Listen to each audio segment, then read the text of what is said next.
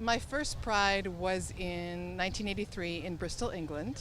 I was living in England for a bunch of years, and it wasn't really a Pride in Bristol, it was a lesbian march because of the time that it was. And it was in response, there wasn't a regular Pride, but it was in response to a series of violent attacks that had been happening in the gay bars at that time, directed specifically to lesbians. And so it was a kind of, it wasn't to reclaim the night, et cetera. It was really touted as being a pride march, but that's what it was. But it was fiercely about pushing back. It was very much about resistance. It was very much about claiming space. It was very much at that time, again in 1983, about lesbianism and about lesbian space. So that was my first. My first one in the cities was 92. And it was fantastic. I mean, I came to the cities. I'd never been part of a Pride that was as big as this one was.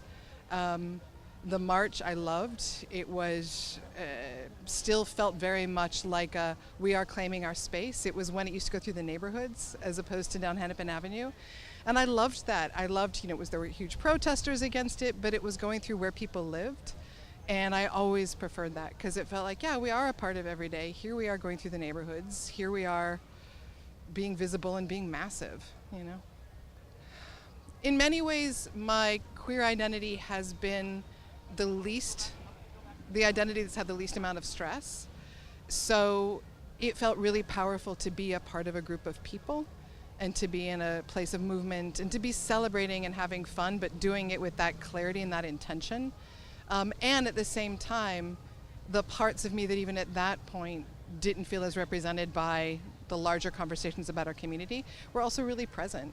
How I had grown up, having a mixed identity, the fact of growing up poor, all those sorts of things. And even my politics were not completely there, but there was more of it there. So it was both, oh my God, look at where I've lived, look at how huge this community is.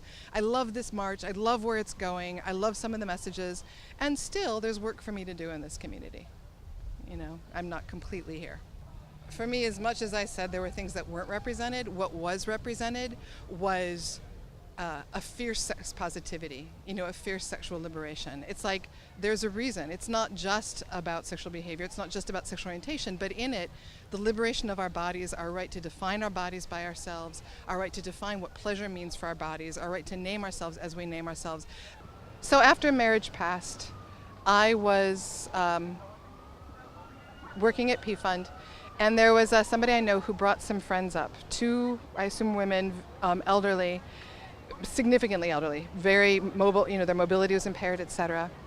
They have been partners for 72 years. They had never, ever been to Pride because their normal was such that it doesn't matter what the stories are, is that legal change meant that they wanted to try. And they they had very little to say because they were awestruck. And they just kept saying, I had no idea there were so many of us. And so as much as I have frustration with legal campaigns as being the target of our work, there is nothing that wants me to, there's nothing in me that wants to take away from them that experience.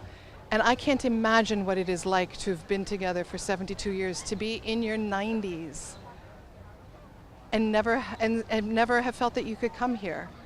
And so when I sit here and say corporate pride, which is true and it annoys me, I also at the same time hold that story and say, come, be in struggle with us, be in celebration with us, let's figure this out together.